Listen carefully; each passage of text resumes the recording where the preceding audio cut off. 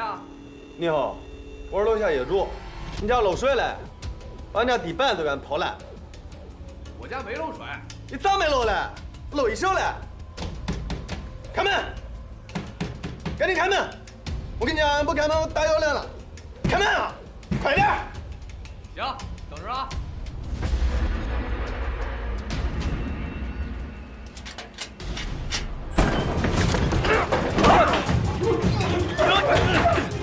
别动，都别动！别动！别动！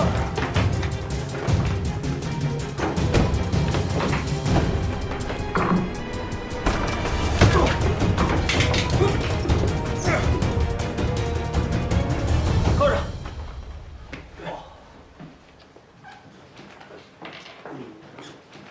哎，老周，哎，搞定了，搞定了。啊。哎，过来，怎么才4个，还少1个呀？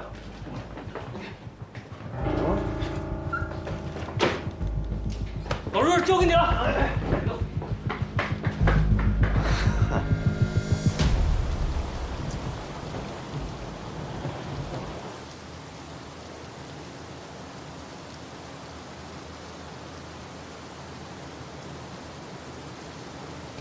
咱们还是别往里进了，抓捕行动毕竟有风险。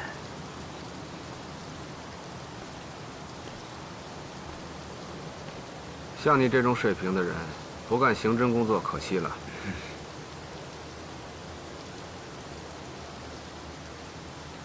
我弟弟的案子你知道吗？有耳闻。你觉得里面有什么疑点？ 案件细节我不清楚，不是因为是我弟弟，我只是觉得这个案子里面有很多说不通的地方。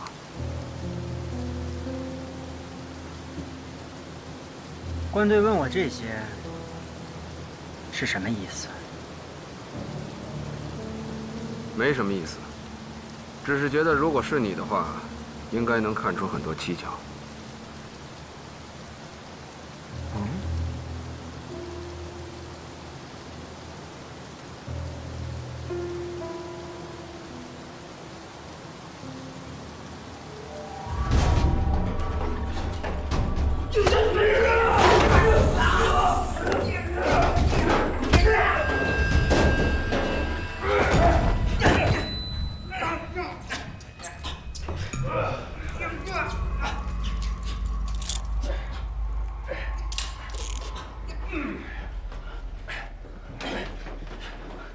不好意思，官队，漏了一只啊。腿没事吧？哎，我给你喷点药吧。哎，不用，这点小伤过2天就好了。说你越来越不济了啊！这都让你挂彩。不是你还好意思说啊？啊，不都怪你没控制好局面，嫌些这么办？人家就5个人，那上去6个，一人让1半不就完了吗？你还指望我给你通个缓冲带啊？ 这他妈老屁股啊，打死都不肯说。潘庄小弟呢？还小弟呢，那一个个胸大无脑，那胸都多上的了都，知道个屁呀！知道。我们从黄世强家里和公司起户的现金里确实有部分连号，而且跟曹艳茹从银行里取出来的连号是吻合的。现在这个人证物证都有了，关键是怎么找到他雇来的杀手呢？哦，这是黄世强的手机。 我们发现里面有一条在案发2小时之后收到的信息。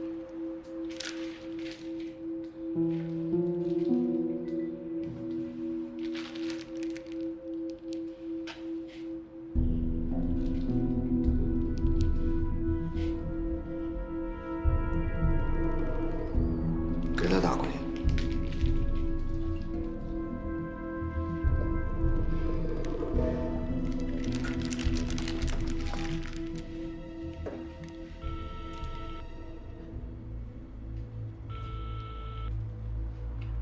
姓王的，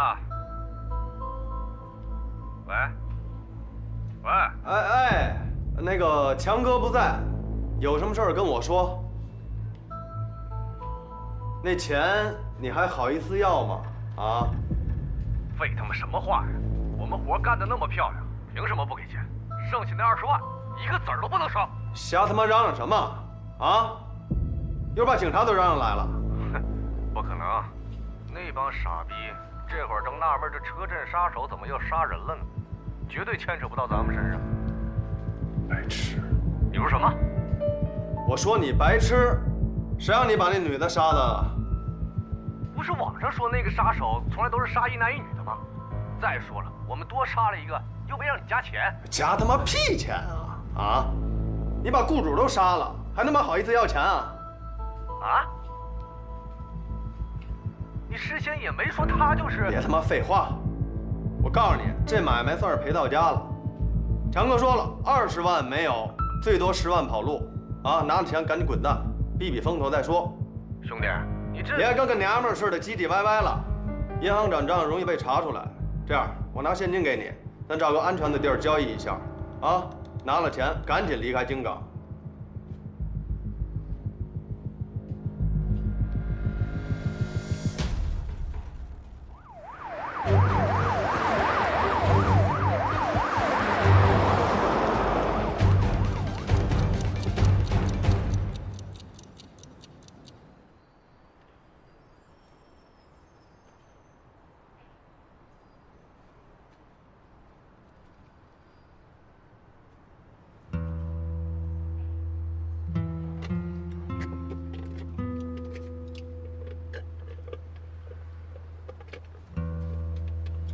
这他妈得盯到什么时候啊？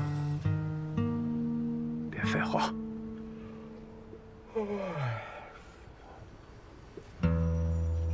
哎，老关来了。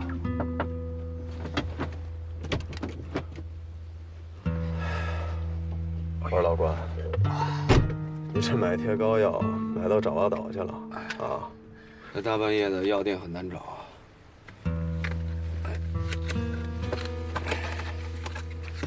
玉姐还没化开，得贴在玉上面。就贴这儿就行了。怎么样啊？啊？还有辆黑色的奇瑞在这儿都绕了2圈了，技术队查了他的牌照信息，是个汽车租赁公司，2个小时前刚租出去的。车主是用身份证登的记，所以现在凶手叫什么名字我们都知道啊。总有贼是笨死的，那还不下手啊？哎，不着急，小王他们跟着呢，而且前面路口也都封锁了，跑不了。等他们拿钱的时候再抓人，啊。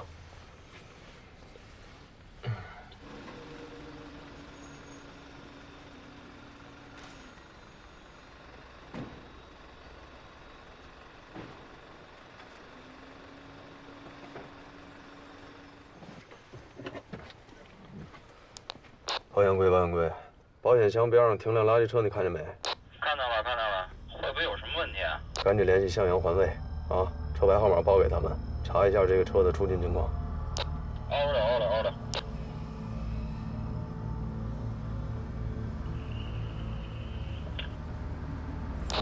核实过了，是正常的清理工作。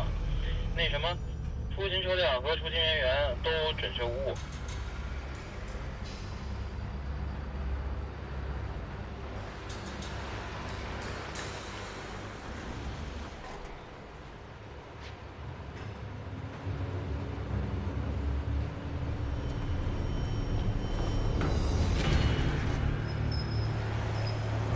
保险箱已经转移到垃圾车上了，收缩范围。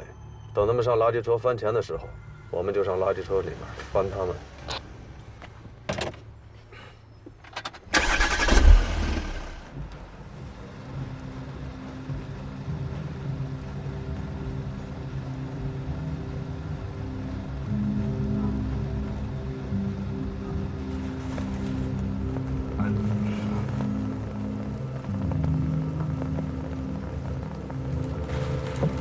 哎呀，这你妈什么味呀！你他妈赶紧上来帮我找啊！你他妈！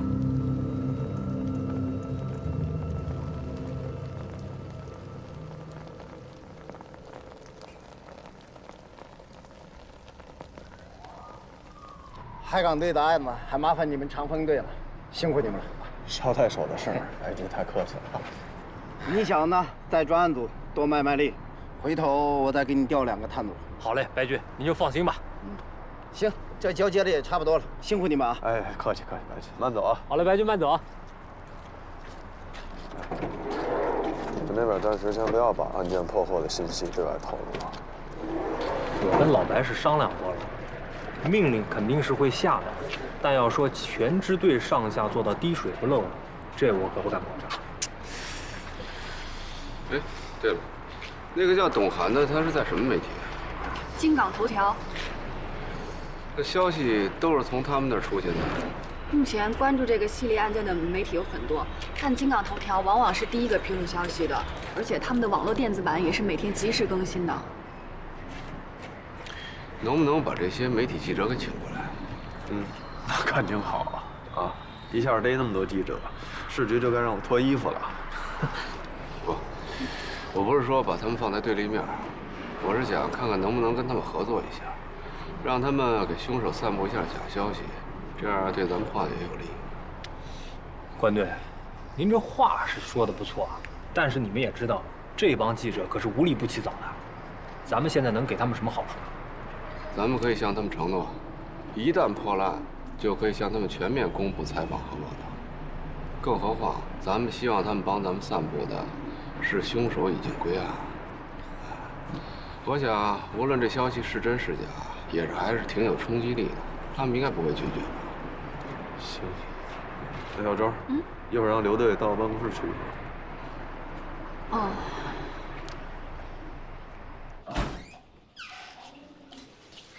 哎，关队，物证鉴定中心说对捷达车的那个视频有初步成像的结果，问咱们什么时间去看？都这个点了，物证鉴定中心还有人吗？那就明天白天。如果没什么突破性的进展，叫他们把还原好的视频资料发过来就行了。好。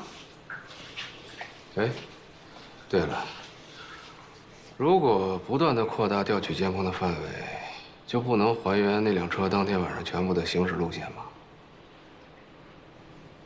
不断的扩大调取监控的范围，这个筛查的工作量会呈几何倍数不断的增长啊。从操作层面上来讲，这个几乎是不可能实现的。我知道，我就是这么一问。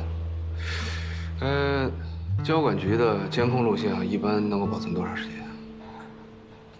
一般是5年啊，这个还是关队你告诉我的。好，瞧我这记性，岁数大了。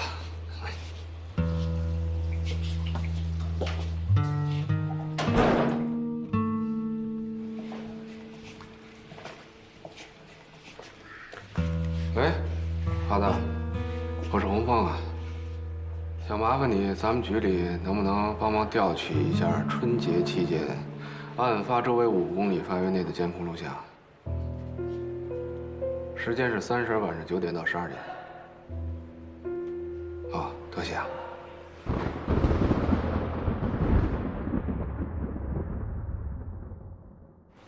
这是怎么回事？替海港支队抓了几个白痴，你竟然能够宣称车震杀手归案了？你看看，市局上上下下都在问我这件事，你怎么解释？我说周去哪儿？你小子刚当了几天队长，你就不想干了是不是？怎么会搞成这样？我没让刘长勇跟媒体说这些啊。刘长勇？去把他给我叫来。哎，去。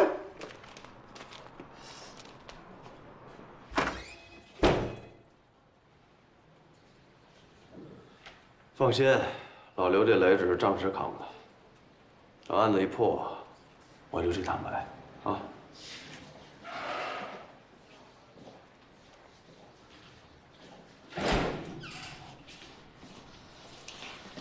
老刘啊，帮人帮到底，你再帮我应付一下顾局。他到我办公室嘛，都为了破案。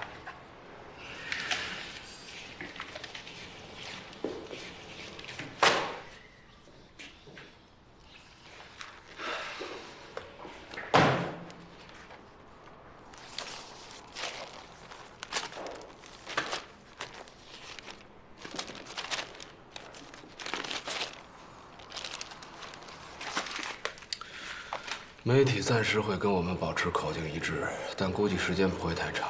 咱们得赶紧找出案子的突破口，大家说说意见。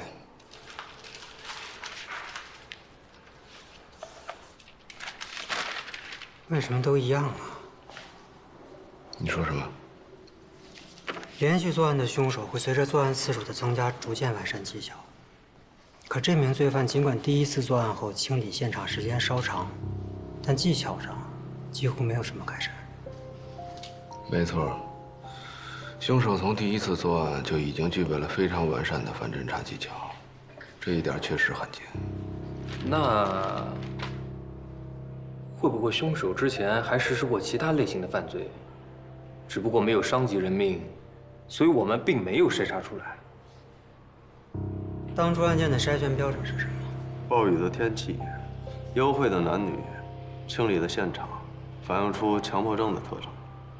听上去，只有第3项属于犯罪标记。对，我们没有把前2项排除特征作为犯罪标记，只是范围越清楚，筛选起来越方便。怎么着，范围出了问题？只有第3个条件是最难发生变化的。凶手第一次作案，也许和天气以及目标对象都无关。你们从一开始就错误地限定了范围，已经找到的4起案件当中，并没有包含他第一次杀人。我们还没有找到他的第一案。那你的意思是，重新筛查，找到这家伙的第一案。筛查条件就一个，啊？专家只有2，案卷几千本，咱们手上就这么几张牌，我看1个星期都查不出来。暂时放弃筛查除命案之外的其他暴力性犯罪案件，优先审查这次总卷号的。物证鉴定中心催咱们去看看捷达车的监控录像。不是说可以传过来吗？邮件发送好像违反鉴定中心的保密规定吧？我去一趟吧。要不要一块儿？也好，我给关队当回司机。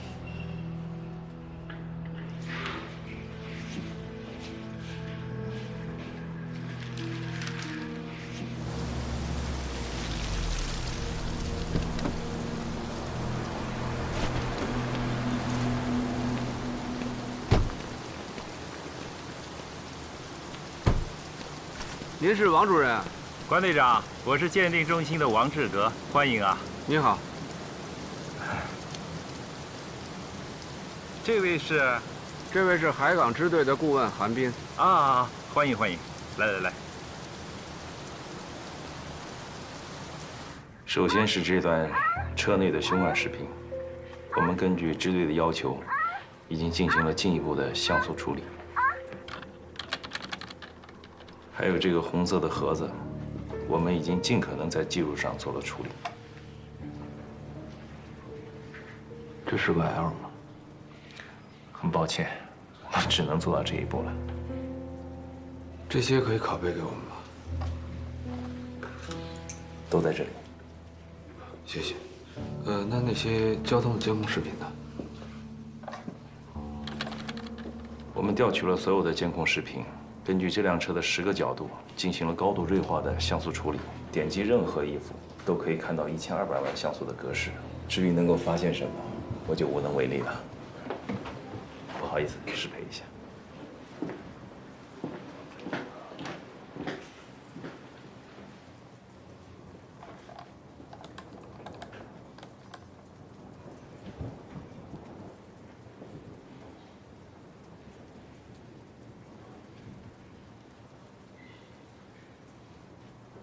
哎，你看这还原度这么高，这应该是……好像是不能灵异类的挂件，可惜没拍到凶手的面孔。目前也就倒车镜里面的挂饰是我们作为排查线索最有价值的东西。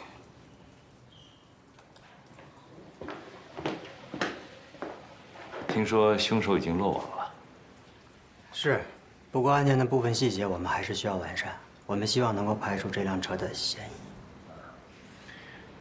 王主任，那这些……哦，都在 U 盘里。如果技术上需要我们支持的话，我们会尽力而为。行，那我们就先走了。好，谢谢啊，随时联系。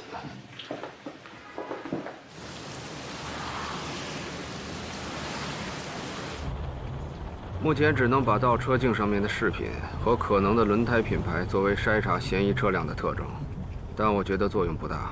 不过，我们现在已经把重心重新转移到寻找凶手的第一案上，而这方面的进展还是值得期待的。是啊，这也是咱们最后一根救命稻草了。这次的定位还是很精确的，凶手的第一案往往会暴露出更多的线索。说到定位，还是你提醒我的。哎，你洞察力这么强，为什么要刻意掩饰啊？大概是胆小怕事吧。毕竟是顶着我父亲的名义来协助工作的。不过，关队上次提起你弟的事，是有什么需要帮忙的吗？也没什么，就是随便聊聊。随便聊聊。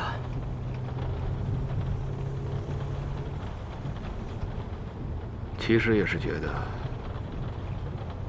你能够理解我。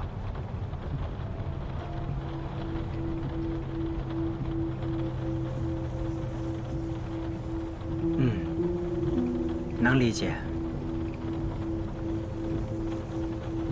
恕我冒昧，关队，你脸上这道疤是……如果不方便说的话，那是2年前的一起案子。我得到线报，市局查了3年的军火走私案，那天在红安码头进行转移。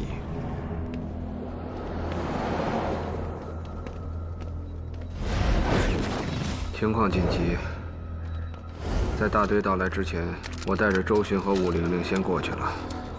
周巡跟我过去，玲玲守在外边等增援。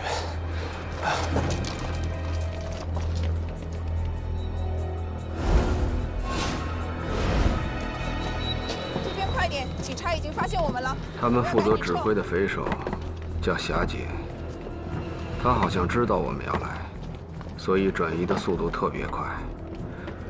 我担心他们在增援到来之前先跑光了，所以就进行了干扰。都别动，把手举起来。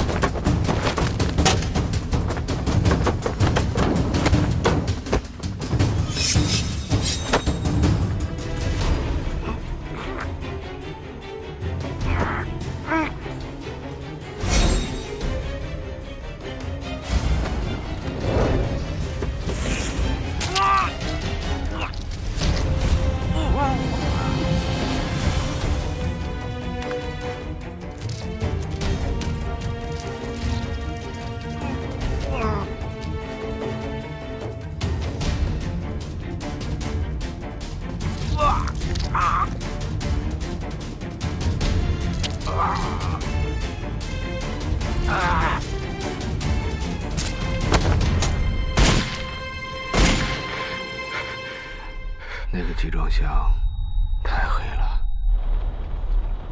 关队，关。啊。案子破了吗？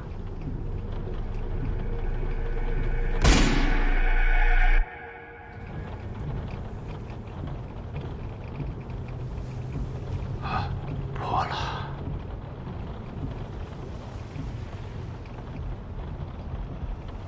印象中，我在新闻里见过你弟的照片，你们是人生兄弟。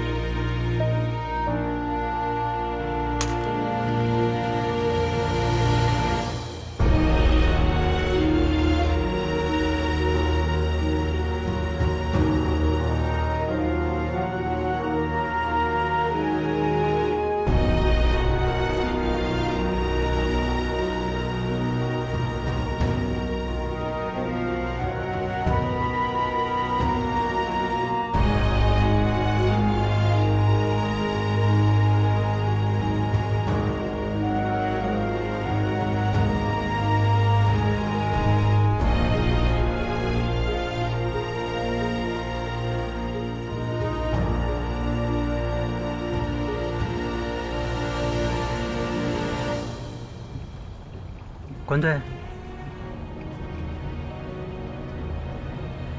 啊。印象中，我在新闻里见过你弟的照片，你们是孪生兄弟。那你有没有想过，也许这起灭门案，并不是冲他去的？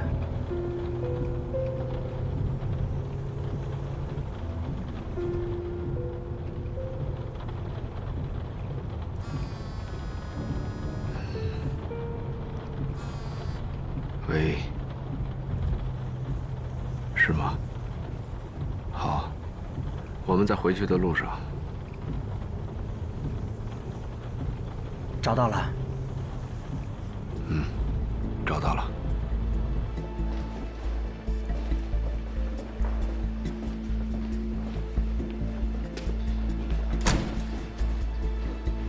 哎，陆老师，找到一起5年前的案件，没有雨天，地点也不是在车内，被害人也并非一男一女，但是凶手把现场清理得非常干净，整个现场都没有搜到半枚珠。确实很像，冷却期很稳。而且卫生间的毛巾和香皂都使用过，之后又整齐地恢复了原位。即便是在会反侦查的罪犯当中，这种情况也是非常罕见的。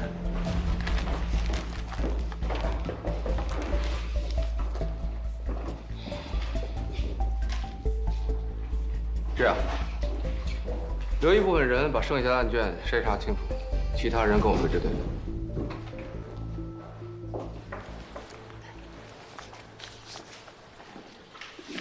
关队，相关的物证呢？已经通知市局物证科去调取了。记者队给我盯着，天黑之前我要看到所有的证物。好。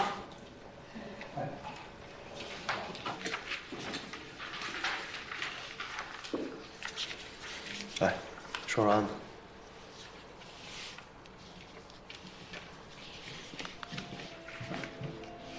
5年前的这起案子，案发地点是在杏林路以西的自由行快捷酒店206号房间。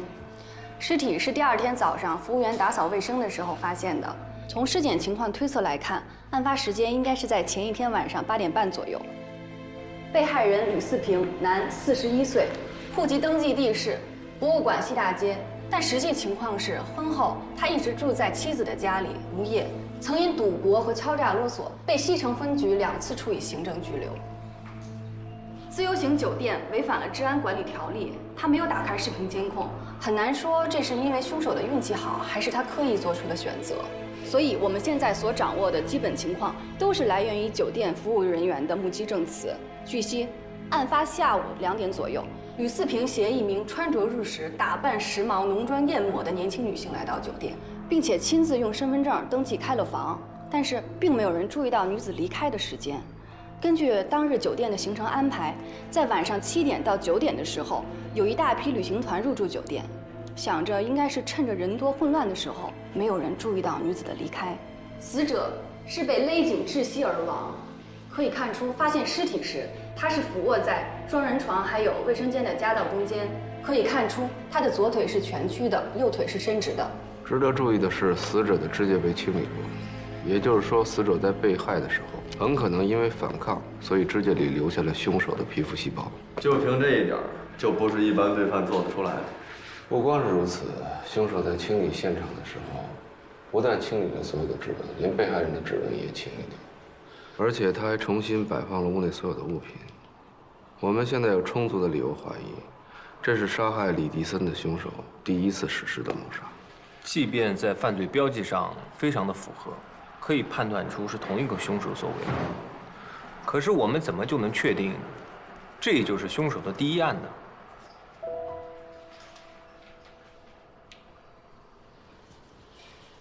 凶手作案后，把整个房间收拾得整洁有序，却任由尸体像烂泥一样卷伏在地上，这体现出凶手对被害人极度的侮辱和藐视。也就是说，只有这一案明显暴露了凶手和被害人之间可能存在着某种情感上的关联。行了，我知道了，马上去啊。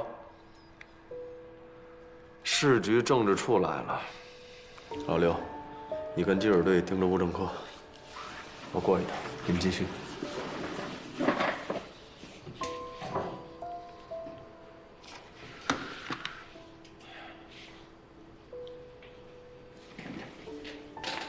哎，我是星辰啊。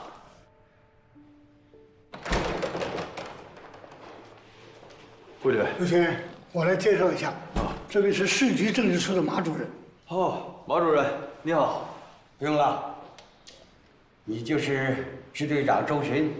对，是我。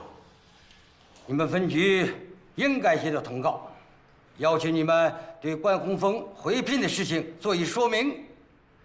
顾局长没有跟你说吗？告诉了，告诉了。顾局第一时间就跟我说了。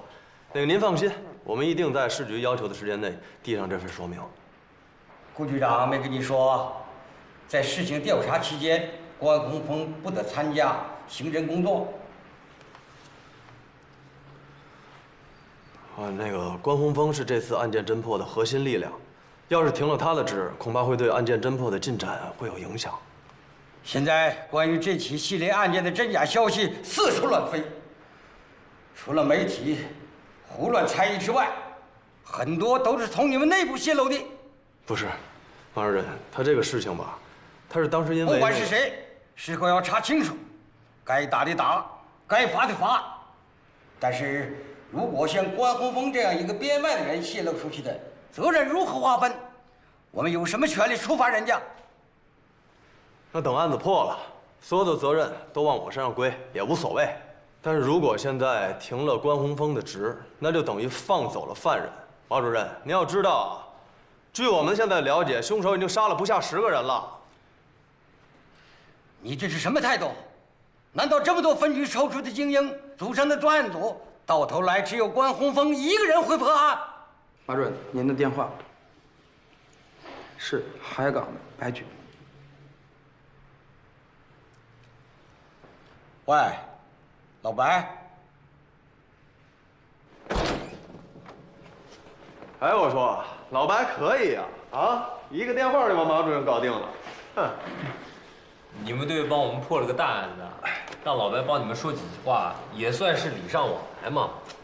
老关，我该做的可都做了，底下看你的了。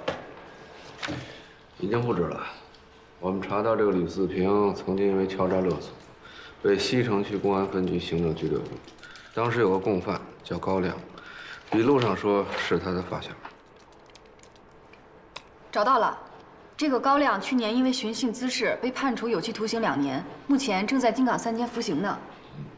那得了，咱俩去探个监呗。走。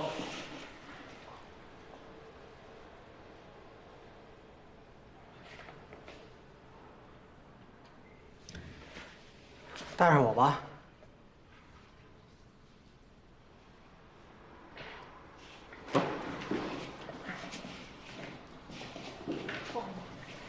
哎，那我怎么办？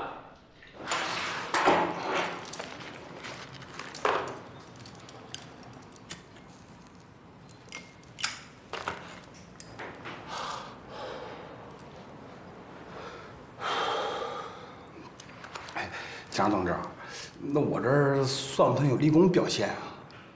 还想接着抽吗？哎，就那么一说。四平是我发小，这小子屁股上哪边长了痣，我都知道。您想知道什么，尽管问。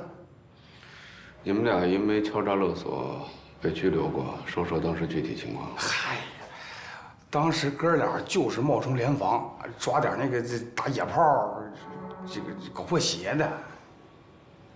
干了几起啊？别提了，一次都没成。你这哥俩当时也不知道啊，08年那会儿就已经取消联防编制了。一次都没成过？我是没成。四平好像是成过一次，有个家伙跟老同学在车里打快炮，正好被四平逮个正着。那家伙可能是怕丢了工作，或者是怕老婆知道吧，不但把身上所有的钱都给了四平，连手表都撸下来了。那男的好像是个什么大学的老师，反正后来四平又管他要过几回钱。那人开的什么车？这个，他好像跟我说过是富康啊，还是巴菲特、捷达、凯文瑞。对，捷达。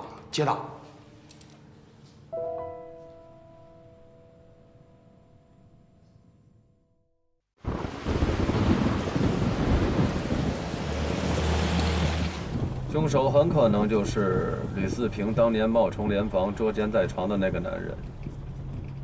这小子被捉了奸，又被讹了钱，回头杀了吕四平可以看作是报复，可他为什么要继续杀车内幽会的男女呢？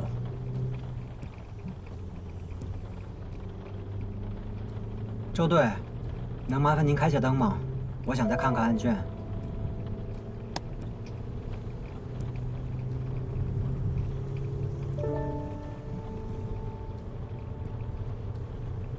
如果像高亮所说，凶手从事司法类的工作，当然，这和他目前所掌握的反侦查技巧也十分契合。那么他在被捉奸的情况下，很有可能体验到了那种被曝光之后的屈辱感。杀了吕四平，只是种单纯的报复，但这并不能完全抹去他屈辱的记忆。所以他在随后几年间专门寻找车震男女下手，很可能就是一种情景还原式的倒置体验。哎呦，哥们儿，忒深了，听不懂。说白了，他一次次杀害在车里偷情的男女，也是试图抹杀当初那个屈辱的自我。变态就是变态，啊，想法还怪匪夷所思的。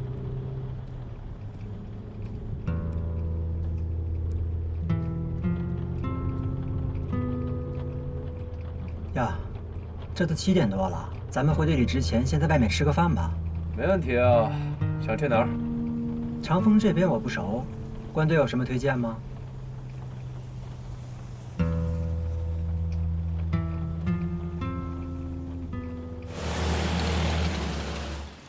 老关啊，我真不知道该说你什么了啊！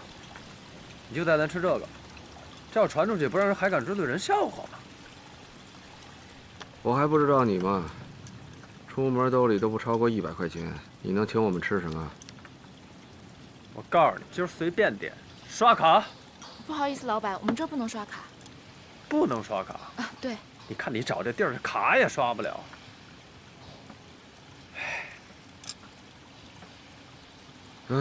你们先点着菜，我上个洗手间。哎，不是老关，周队。哎，不能刷卡，可以用支付宝，大店小馆都可以。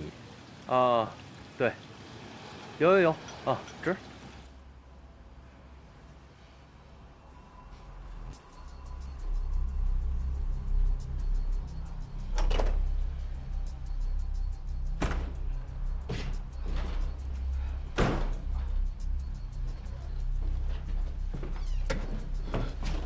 没事吧？我们被发现了，被谁发现了？周巡。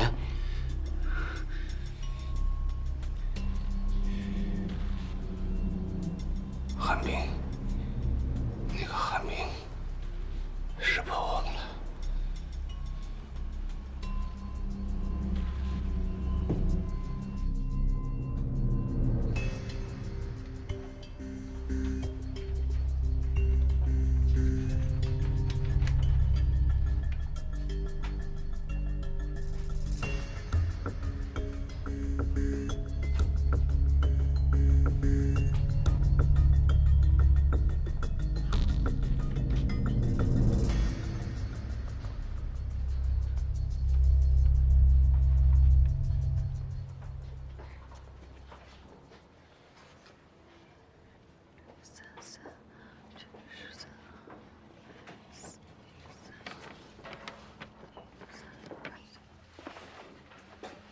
你怎么也来了？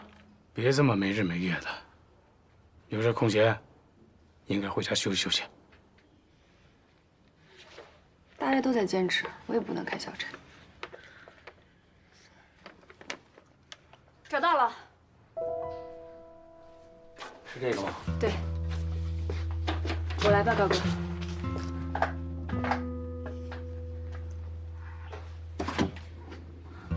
让一下。应该就是他了。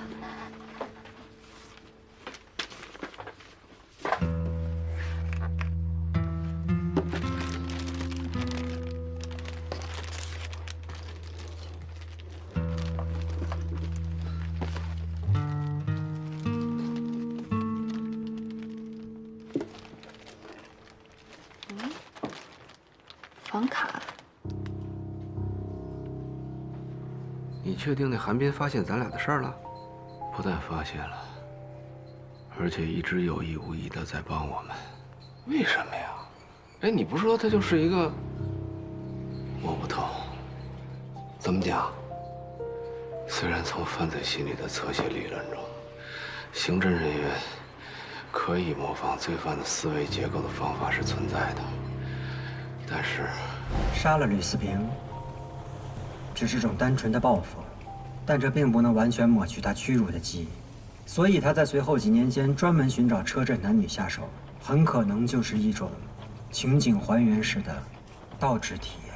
在实际的侦破过程当中，完全纯粹的站在主观的立场出发，揣测某种反社会人格的思维模式，其实是很难实现的。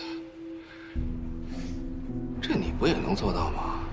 常年在一线工作的刑警，如果具备比较前沿的学术水平，是可以实现这一点，但他也要经过非常严谨的推测和理论。但是他不一样，他完成的太过轻松，太过写意了啊！你的意思是说，他完全就是本能的思维？那这个韩冰跟那个变态杀手属于一种人？不知道，总觉得他很难猜测。我们可以不特意提防他，但千万不能放松警惕。对了，有个事儿我一直忘了问你。媒体知道破窗器的事儿，是你透露给董涵的吗？我说哥呀，你怎么就不相信我呀？我告诉你啊，别说什么破窗器，我什么都没向那个董涵透露。哎，你要不信的话，那天我们俩聊天的时候，刘英就在吧台，要不你去问他。如果不是你跟他说的，那知道这个事儿的人就只有……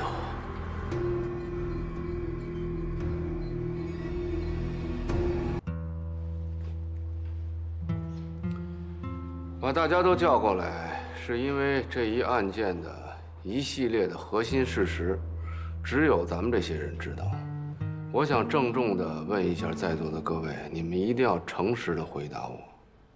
有关于凶手的凶器有可能是改装过的破窗器这个说法，你们有没有向别人透露过？不光是媒体啊，也包括自己的亲朋好友。这一天天的加班都加疯了，都没时间见什么亲朋好友，能跟谁说呀？如果没有的话，我可以告诉大家，知道这件事的，除了我们，就只有凶手本人了。这就是说，凶手故意对外散布案件细节，吸引其他的凶手模仿作案。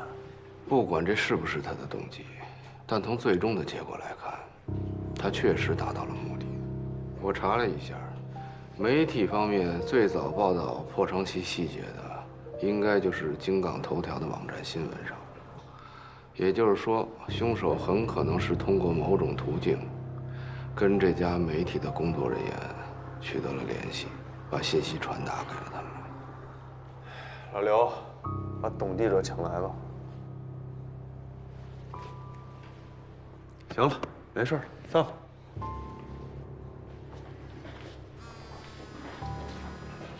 喂，哎，老张。哦，监控都调出来了。啊，多谢多谢。不用不用，我过去找你吧。好嘞好嘞，一会儿见啊。好。我去趟交管局，看看监控里边能不能找到咱们想找的那辆捷达车。啊，哎，这关老师开车。哦。这傻了我这一天。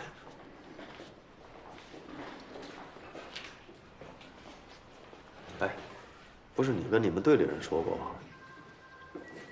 哦，对。那天给你的资料看了吗？啊，看了。亚楠，我替他谢谢你。不过这个案子好多人盯着呢，你尽量别搅进来啊。2份都看了吗？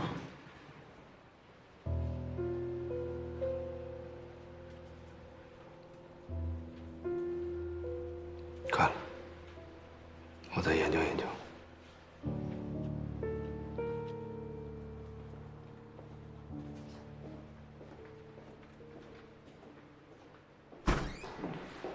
请吧，董记者。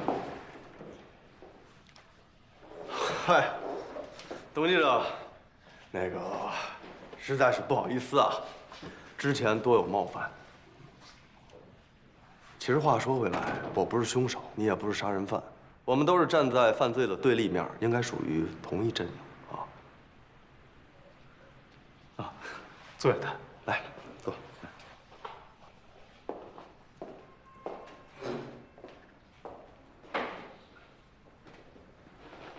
非常感谢你能赶过来协助我们工作。这次我们想找你核实的情况，关系到能否将凶手缉拿归案。周队长，我们做媒体工作的有自己奉行的原则，但心里面跟你们一样，都希望能够抓到凶手。只要对破案有帮助，我们一定尽力。那先感谢了啊。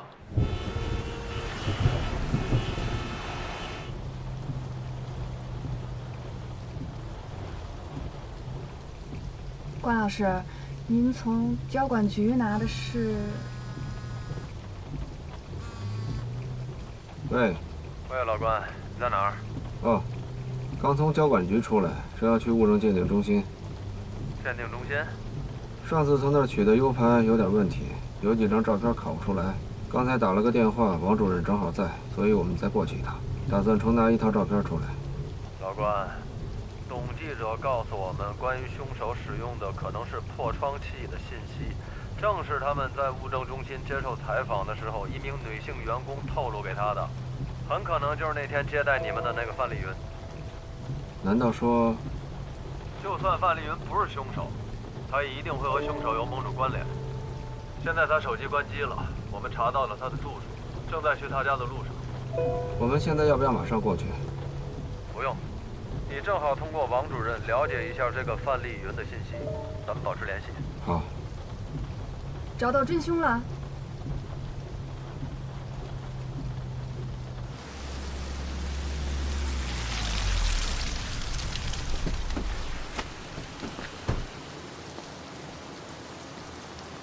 关队长，你好，王主任。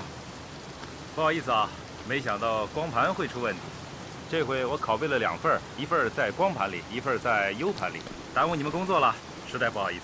多谢啊，真是不好意思，这么晚还给你添麻烦。没事，正巧今天我值夜班，你们昼夜奔波，那才是真辛苦啊。王主任，我们第一次来的时候接待我们的是您这一位叫范丽云的同事，能否向我们介绍一下她的情况？范丽云，哦，她是在我们这里工作很多年的老研究员了。怎么了？我们现在正在怀疑她向媒体泄露了一些只有凶手才知道的作案细节。范丽云她结婚了吗？应该结了。年会的时候，她丈夫还到我们中心来过。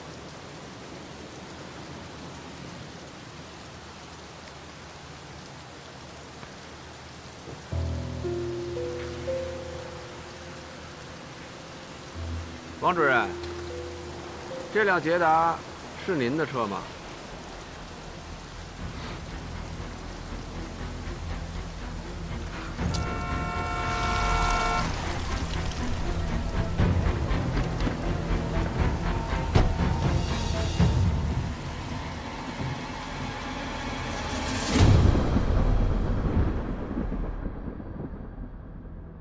范丽云在接受董涵采访前，曾向王志革打电话请示过。王志革告诉他，可以把警方告诉鉴定中心的案件细节透露给媒体。据范丽云透露，王志革在工作当中对员工几乎是强迫性的规定，包括物品摆放的位置、垃圾的处理，还有文件的排序，甚至是电脑文档的编号。上次我们去的时候，在门口他和关队握过手。可是进了办公室没多久，他就离开了。回来的时候，他手上有洗手液的味道，这说明他仔细的洗过手。当我们离开的时候，他也小心翼翼地避免再次握手。他那辆银灰色的捷达汽车是他自己买的，一直是他一个人用。据员工回忆，他那个倒车镜上应该有一个挂件，但是我们在搜查这辆车的时候没有发现。哎，那他们车搜过了吗？都快拆散了，什么也没找到。遮挡号牌那块布和破窗器都没有找到，清理得特别干净。有可能，他们是有别的安全的可以藏这些东西的地方，有可能是扔掉了。也就是说，我们把人给摁住了，但就是找不到直接的证据。已经派人去他家搜查了，现在小王正带着他的爱人回警队来接受询问，看看能不能有什么帮助。法官，能不能拿下他的口供？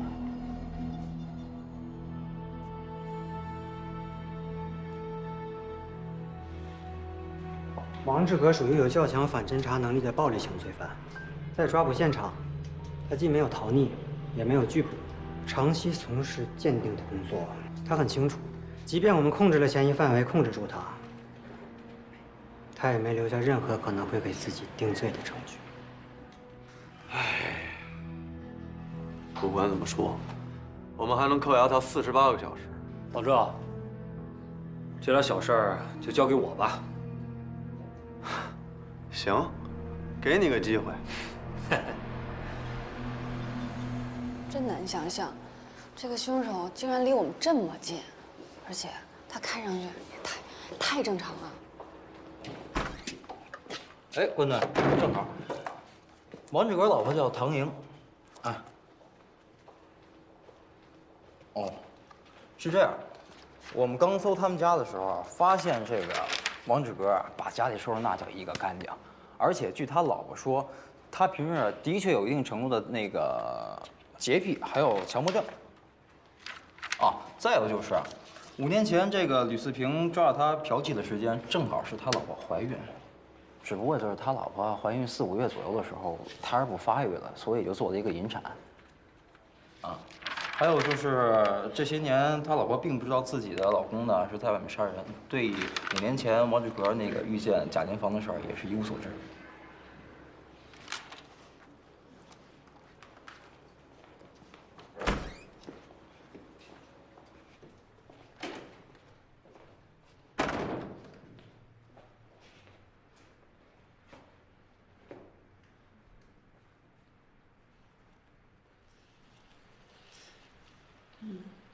这么多年来，您从来没有发现您丈夫有什么异常之处吗？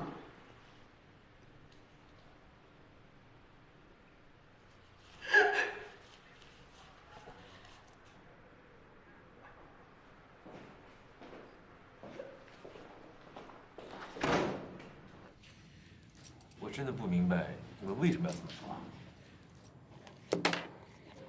除了一直不停重复这句话。 你就不会说点别的？你让范丽云透露给记者的信息，只有凶手才知道。事到如今了，大老爷们做事儿，敢做敢当啊！无端揣测凶手使用的凶器是我不对，啊，把案情透露给记者也确实欠考虑，但是这都不算是犯罪吧？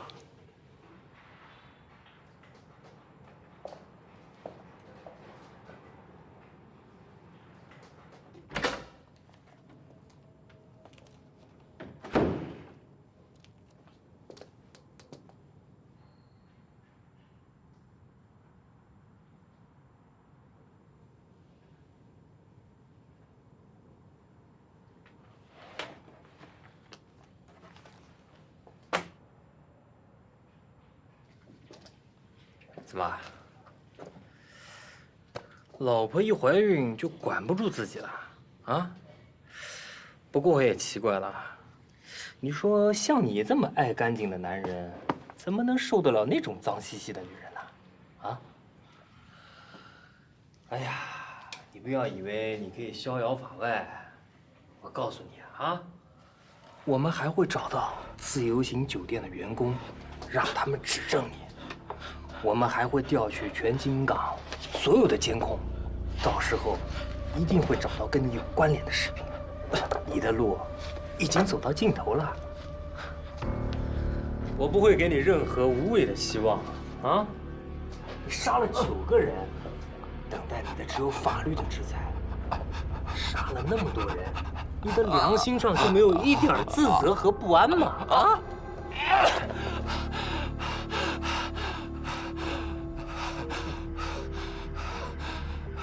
怎么受不了别人碰你啊？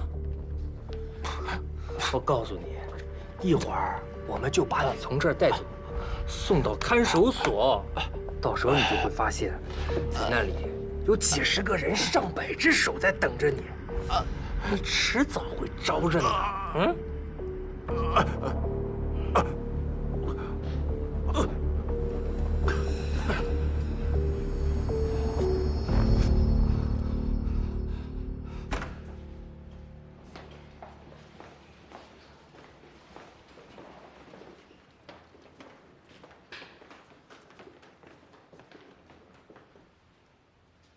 没错，这小子不但有强迫症，还有洁癖，我一碰他就受不了。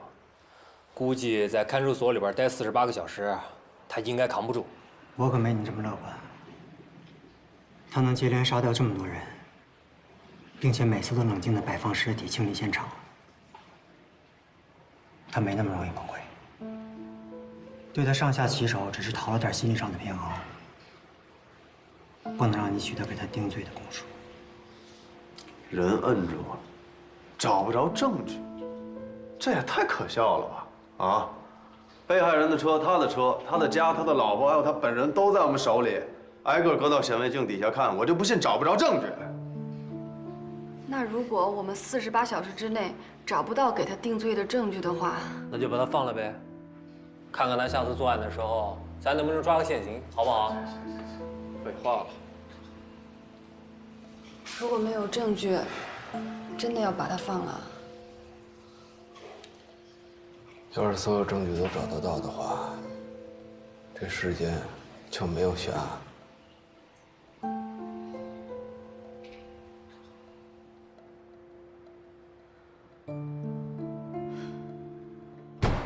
收工吧。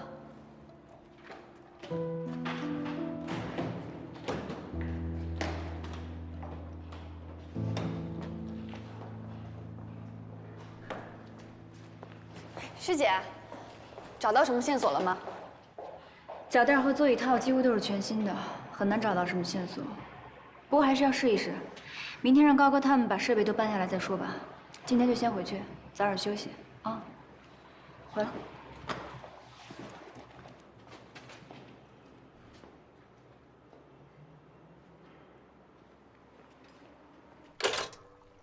找不到证据，我这点能耐可没戏。下次你去的时候，看看能不能给人带点惊喜啊！你不是审人挺有一套的吗？像王志革这种在作案之后还可以一丝不苟清理现场、摆放尸体的暴力型罪犯，心理防范机制一定很健全。想要拿到他的口供，希望很渺茫。你跟韩冰才是孪生兄弟吧？他也这么说，几乎连词儿都没变。那次我去物证鉴定中心，确实没有发现王志革洗过手，弄不好，韩冰就是那个时候发现他有点不对劲的。这大概也正好可以解释他为什么不戳穿我们。怎么讲？他在看戏。看戏？对，看戏。无论是王志革还是我们，他都在看戏。他似乎更愿意置身事外，做一个旁观者。你们这些神人啊，我真是摸不透啊。哎，对了，亚楠上次说给了你2份报告，你怎么没给我看？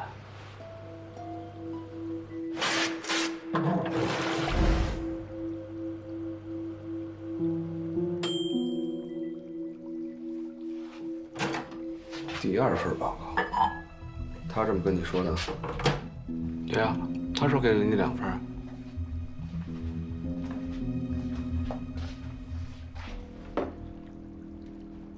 看来他是在试探我们。试探？他只给过我1份，却跟你说2份，就是想看你的反应。他应该已经开始怀疑我们了。那现在既然已经都穿帮了，要不就跟他摊牌吧？在他挑明之前，这个戏还得演下去。多一个人知道，就会添很多不必要的麻烦。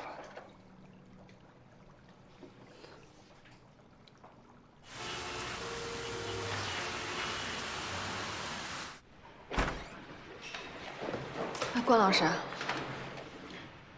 海港支队的人呢？昨儿把王志革送进看守所，今儿得把他押回来。老赵怕路上有什么闪失，亲自押车去了。剩下的人都忙活着找证据呢。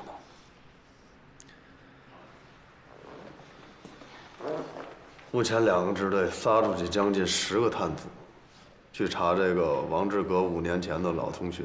到目前为止，任何结果都没有。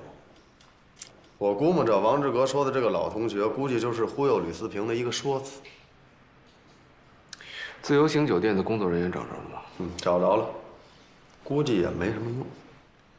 那我们是不是可以安排指认了？当然，等王志革回来，当然要指认。虽然我不抱什么希望，可是就算他不在，我们可以拿照片给他们看呀。照片指认至少得10张以上，真人需要5个，但是我就没觉得他能从这5个人当中认出王志革来，更别说人数翻倍了。没戏。以王志革作案的一贯作风，他进入酒店之前肯定是乔装过，掩盖了自己的体貌特征。那个和吕四平开房的女人呢？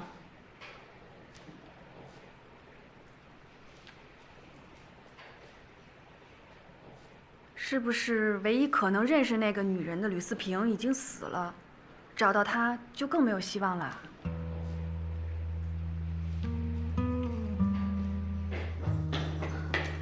官队、周队，找到了，证据找到了。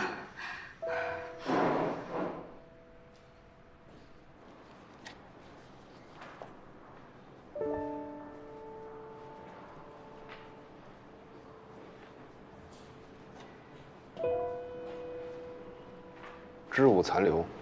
对，我们在驾驶席的脚垫背面找到的。这是21支精梳纯棉线，跟长矮内裤的材质一模一样。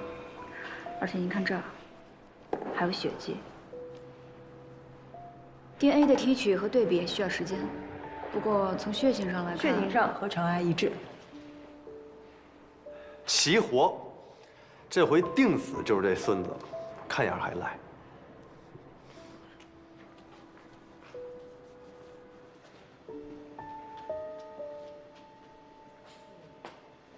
小赵，不错啊，越来越好了。怎么了？辛苦辛苦！哎呦，总算能透口气了。差不多了。这天天的老流眼泪。我给你看看。嗯。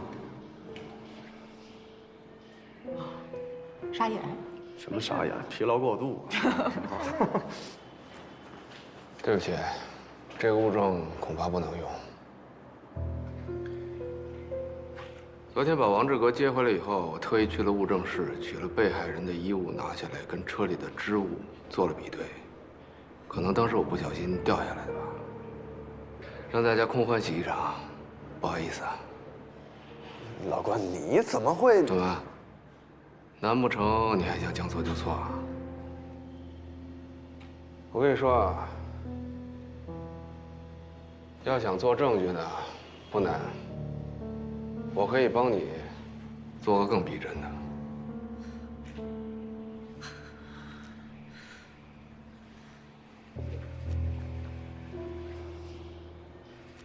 我没听错吧？什么玩意儿？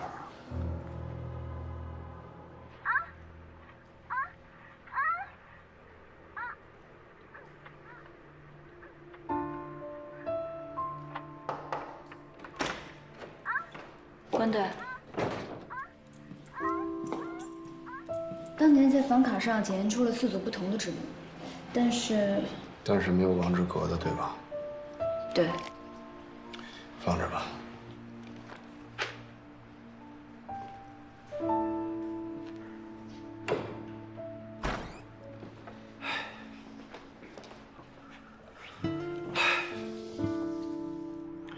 服务员做过指认了吗？ 服务员指认出5年前是小汪入室杀的吕四平。哎，要不是王志革在押，我还真有心把小汪送进去。哎，没关系啊，咱们还有1天的时间，海港支队所有的人都撒出去了，找那个和王志革搞破鞋的女人，没准啊，抓到她又能怎么样呢？啊？不是，你找到的话，就可以问明白他们和吕四平之间的关联。 然后我们就可以，然后就能证明是他杀了吕四平，还有其余那4段。那我们总得干点什么吧？啊，老关。对了，老关，你跟我说实话啊，你确定那个线头是你昨天不小心掉在车里的？你确定为了给他定罪可以不择手段吗？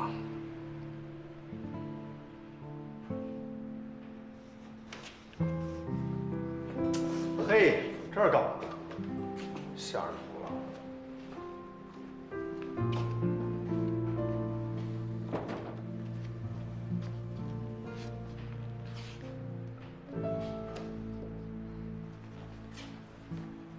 对不起，高老师，我只是想……你有没有想过，如果我们用这种方式给他定罪，万一有一天，我是说万一，我们发现真凶不是他，那该怎么办？可是关老师，您昨天不是说……我说过我会给他定罪，但要通过正确的方式以及合法的途径。王志革是个比较少见的个案，他之所以能多年连环作案，很大程度得益于他参与物证鉴定工作所完善的反侦查能力。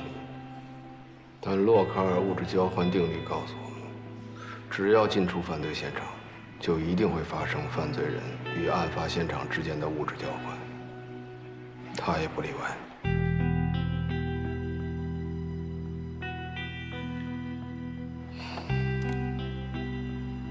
说起来，这么清晰的视频还原，还是出自王志革之手，真是讽刺。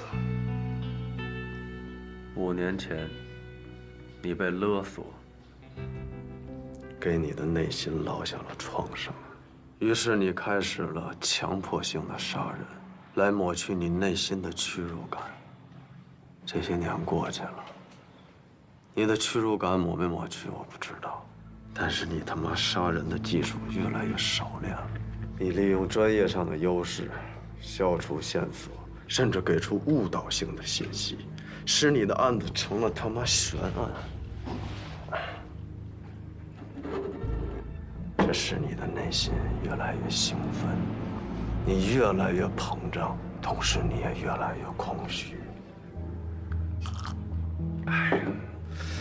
直到你看到媒体把李地森的案子炒得沸沸扬扬，你依然坚信你没有露出任何的破绽，你甚至亲自给出信息，来给我们警方和媒体。你是不是觉得你自己特别他妈天才？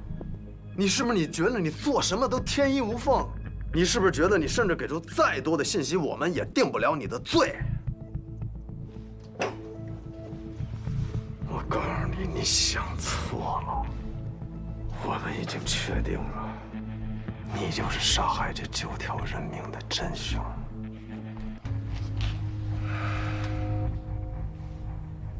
证据呢？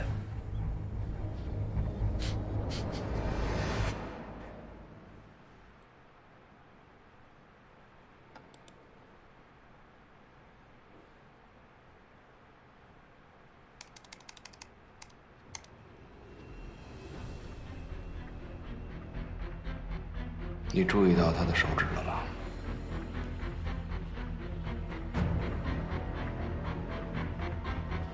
这是什么？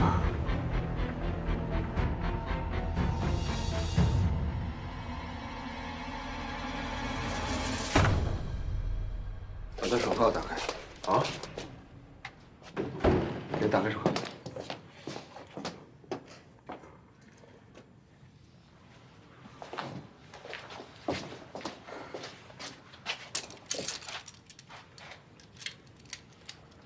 轻点，轻点。废他妈什么话！谢谢关队长啊。按住他左手。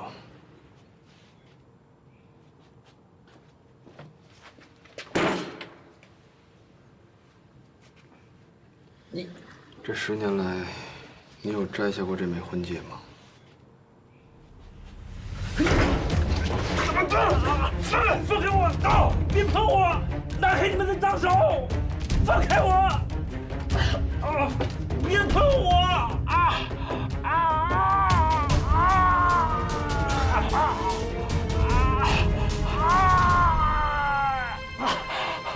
好像也没有什么血迹残留。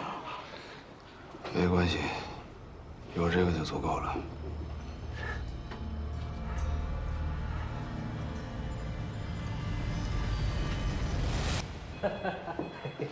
这个啊！哎呀，干得漂亮啊！戒指内圈里面有被害人的血迹，这证据啊，再次是不过了。市局那边给我来过电话，对咱们专案组的效率非常满意。说实在的，关队啊，看来你想走啊，也走不成啊。哟，总记者来了。老刘，还是你接待一下啊。确保董记者在京港头条第一时间发表案件的新闻。行吧，董记者，辛苦啊！压力就是动力，能这么快破案，真的感谢你们了。这可是我们集体荣誉啊！你得如实报道啊！这次啊，能有机会和您一块办案，我赵新成真是受益匪浅啊！希望今后啊，咱们能常来常往啊！客气。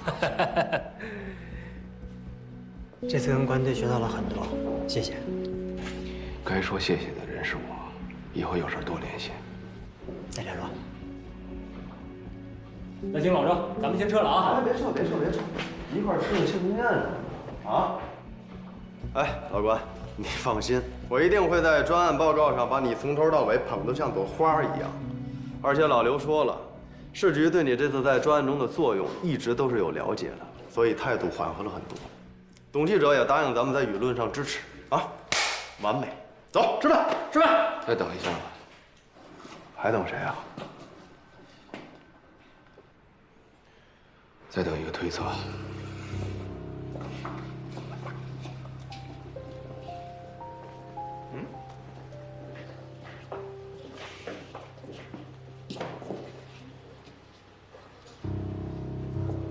等一下。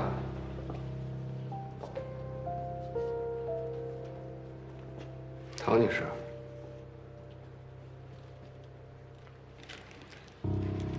我们在您丈夫实施的第1起案件中，发现了一枚房卡。虽然他清理过现场了，但这张房卡是吕四平开门以后留在墙上的电源插槽里的。你丈夫在勒死吕四平之后，显然不需要把它带走，所以这张房卡就成为了案发现场留下的唯一没有被清理过的物证。我们在这上面发现了4组指纹，但没有1组指纹是属于你丈夫的，甚至也没有1组指纹是跟吕四平的指纹相吻合。根据当时酒店服务员所描述的，吕四平是和一名女士去开了房，他使用的是自己的身份证登的记，而接过门卡的就是那个女人。这个案子一直有一点我没想明白，就是谁给你丈夫开的门？